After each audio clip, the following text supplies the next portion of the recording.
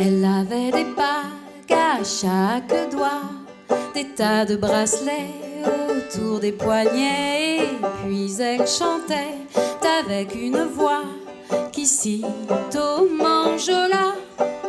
Les chansons silencieuses, c'est Serge Rezvani qui a donné ce titre à ses chansons quand il les a publiées dans un livre, tout simplement. Il les chantait à ses amis dans son cercle restreint. Il y avait Jeanne Moreau et François Truffaut qui sont tombés amoureux de ses chansons et qui ont voulu qu'elles sortent.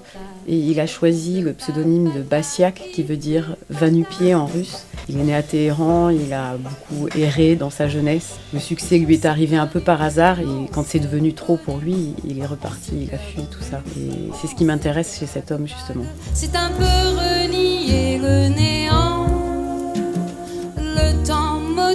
Puis aussi l'interprétation de Jeanne Moreau, c'est par elle que ces chansons ont été données au public, mais du coup il fallait trouver un autre moyen de revenir au texte. Je ne vis que pour toi, tu ne vis que par toi, et pourtant toi sans moi, ça ne marcherait pas, tu ne t'en doutes pas. Sais-tu que j'aime tes mensonges, sais-tu que j'aime.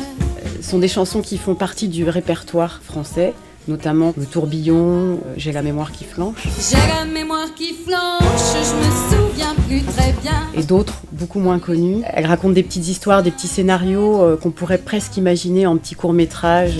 Il me regardait, je me détournais, il me souriait, je m'en empêchais, il m'a dit en se penchant. Les réalisateurs de la nouvelle vague comme Godard ou Truffaut ont demandé à Serge Rezvani de pouvoir réutiliser ces chansons, et c'est Jeanne Moreau notamment dans Jules et Jim qui chante Le Tourbillon. On verrait chaque soir Tourbillon fou du monde devant la télé. Ces chansons, je les connais depuis que je suis toute petite. Et les histoires qu'elle racontait, et cette manière justement d'être loin de la grandiloquence, de pouvoir raconter des choses graves sur un ton très léger, qui laisse beaucoup de place au hors-champ et à l'imaginaire, parce qu'elles sont très très bien écrites. Des sentiments plus forts et plus violents que tous les mots d'amour connus et inconnus. Sur scène, on prend le public pour les amener dans ces petites histoires, dans ces petits scénarios, comme dans un film. On crée des ambiances en fonction de l'histoire qu'on raconte. Par exemple, Le Tourbillon, qu'on joue tout en fragilité, voix banjo. Elle avait des bagues à chaque doigt. Quand on arrive sur une histoire de meurtre, là on prend plus des ambiances un peu à la Pulp Fiction, comme la chanson Léon, où à la fin ça finit très très mal. J'aurais ta peau, Léon.